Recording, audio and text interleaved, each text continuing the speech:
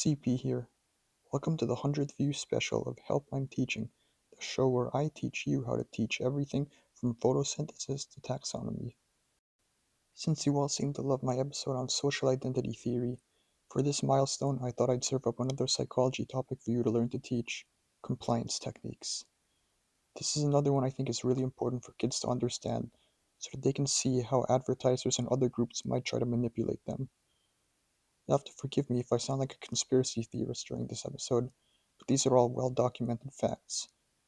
And I may also sound like an old man yelling at a cloud, but this is a cloud that deserves to be yelled at. As usual, I will provide a transcript with sources. Start by asking them to share their favorite ads, whether visual or video. What about those ads that they like? And importantly, did they actually buy or want to buy the product depicted? Choose some of them, or choose your own, that most prominently display the following techniques and discuss them with everyone. How do they think the ad convinces you? In his book Influence: The Psychology of Persuasion, Dr. Robert Cialdini identifies 6 factors that make people more likely to comply with their request. The first is authority. People follow and emulate authority figures. No surprise there. You can ask kids for examples of this in ads, and the classic one is 9 over 10 dentists recommend. Who are you to question a dentist? Did you go to dentist school? The second is liking, that people follow requests if they like the giver. Seems obvious, but I can't overstate the prevalence of this one. Companies and mascots should not be friends to children. One especially insidious example of this I think should be pointed out to kids ASAP is the social media accounts of brands that talk to followers and each other, especially Wendy's. No, they are not run by stressed out millennial interns. Each roast is a calculated risk dreamt up in a conference room by MBAs. I'm a huge fan of Duolingo, but I find them very guilty of this as well with their advertising and social media presence. Just teach me Portuguese. I'm not Duo's friend. Next is commitment. This one might be harder for kids to identify, but an example is a free or discounted trial. You use the streaming services for some time, and once the trial runs out, you're already using it, so why not just buy it? This is known as the foot in the door technique, where you stop the door from fully closing with a small offer or request and open it back up later. It relies on something called the sunk cost fallacy, which is the idea that once someone invests time, money, or other resources into something, they're likely to continue it so that the resources don't go to waste, regardless if it's actually the best method. Losing something hurts, which drives a lot of compliance techniques. More on that later. Scarcity is fourth. People will be more likely to buy something if they think it's not going to be around forever. This can manifest in a limited sale period or a limited number of products. Prime, the beverage brand, does this with its limited edition flavors. If they don't buy it then, they might not get another chance, ever, and they'll never have it again. The same principle of loss applies here. People don't want to lose out on an opportunity, even if it's not one they wouldn't care about otherwise. Fifth is consensus, and this one is pretty well known. Everyone's doing it, so why don't you? For some examples on how this influences decisions, check out the 6th episode of this podcast on social identity theory. For the last of Cialdini's factors, we have reciprocity, which is the idea that if you do something for someone, they'll want to return the favor. For this one, think of the free pens and hats that you might receive at certain events. It's a small gesture, but it could lead to a major financial decision. This one's better explained in a real-life scenario. Someone brings you a soda and says it's free because they got an extra one by mistake. A few minutes later, they ask for help moving some chairs. What do you think you would do? Same concept. What could be called the opposite of foot in the door is known as door in the face, for when the door is slammed in the face of the salesperson. This is when a huge request that is meant to be denied is given up front, then a smaller demand, which is actually the real target, is given as a consolation.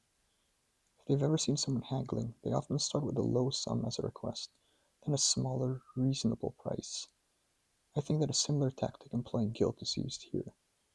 Denying the first request is seen as insulting them. We want to be on good terms, so we take the second.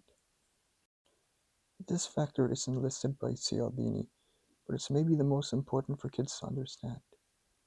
People will be more likely to do or buy something if the cost is obscured.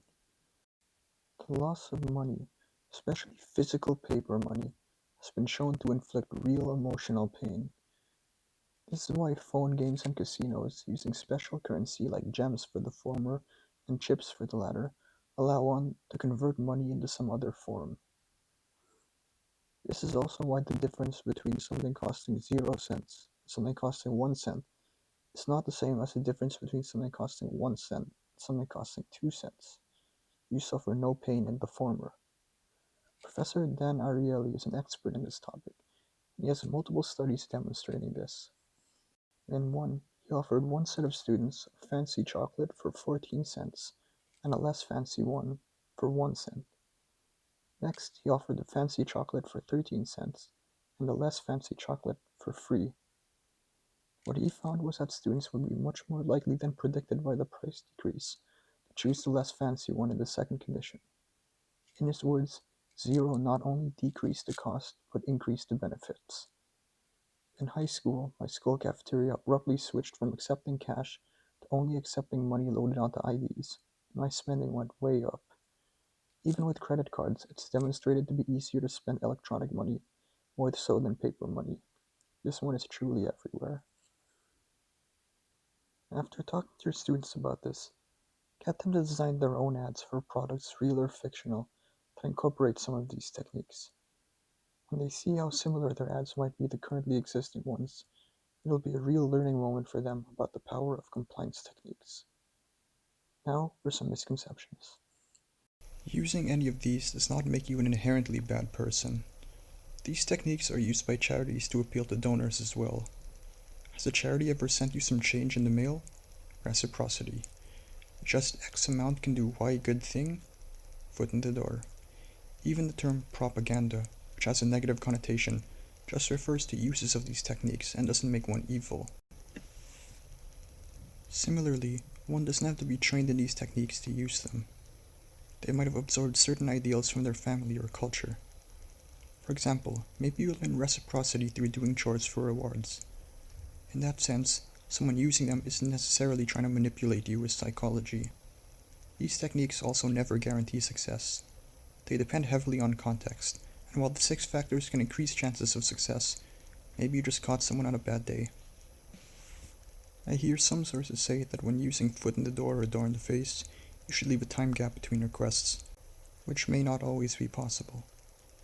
And, crucially, if someone detects you are using one of these techniques on them, they may demand even more, which has been shown in a study where participants were educated about compliance techniques before they had to negotiate with the person who was part of the study.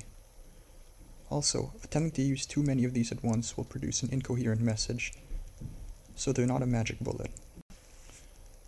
As with all social psychology, culture plays a role.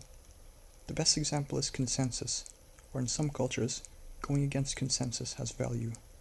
Again, see the social identity theory episode for examples. Also, asking for help has different connotations in different cultures as well.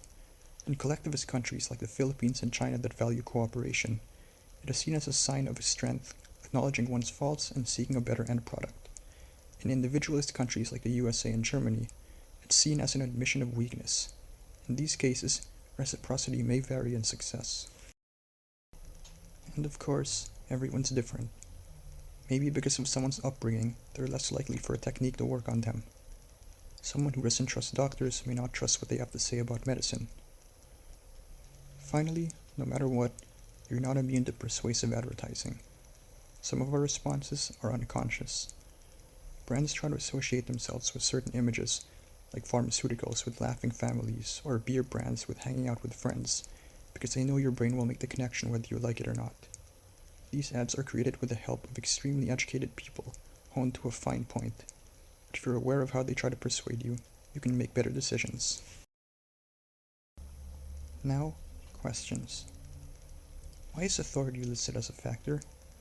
Isn't it obvious that if dentists recommend toothpaste, They're the experts, so it's good. In those cases, yes, trust the experts. But authorities in one area can also speak in a totally unrelated area. And the factor in this case would make one believe that their authority is transferable. For example, a basketball player advertising basketball shoes makes sense, but a basketball player advertising a car is a bit less obvious. In this case, the thought is, such a good basketball player would never put their name behind a subpar product, and may even overlap with liking. And what does Ryan Reynolds know about phone plans, and why should I trust him? He's not an authority on phones. I don't even consider him an authority on acting. Do these techniques work on larger scales, like with companies and countries? Possibly. Large groups making a singular decision may fall victim to groupthink, where they all agree on a decision even if not all the members would agree if asked themselves. However, it could also lead to increased discussion of the request or a devil's advocate, which can lead to the technique being identified. And it all depends on the background culture and the group's norms. If you have older kids learning the scientific method, this is something they can design an experiment around. Please get the results back to me. I want to know. Are these all the compliance techniques we know? Of course not. In fact, challenge your students to come up with techniques that don't fall into any of the previously mentioned categories. For one I thought of just now, the APA reports that in certain situations, persuasion can be increased if the person is distracted by something else. There's also guilt-based advertising, which is often employed by animal rights groups, as well as any ad that implies you are fat and need to lose weight or you're a net negative to society. I'm sure in a lab somewhere, scientists are mixing chemicals under microscopes to produce horrifying new compliance techniques we can't even conceive of. How can we counter these techniques? Aside from being more aware, I've heard that giving time can help someone process why and if they want something, or if they're just being persuaded. You can do this by adding obstacles like locking your money or credit card in some kind of elaborate puzzle box, for example. Talk over your thoughts on doing something with others. Maybe they can identify the techniques better than you can. Let me know in the comments if you have methods of your own to share. To close, you could show them a clip from John Carpenter's classic sci-fi movie, They Live. The main character receives a pair of glasses that allow him to see the subliminal messaging behind everything. Ads stop looking conventional and instead begin to read, obey, consume, and conform. And hopefully after learning about compliance techniques, your students may feel similarly about our ad-laced world.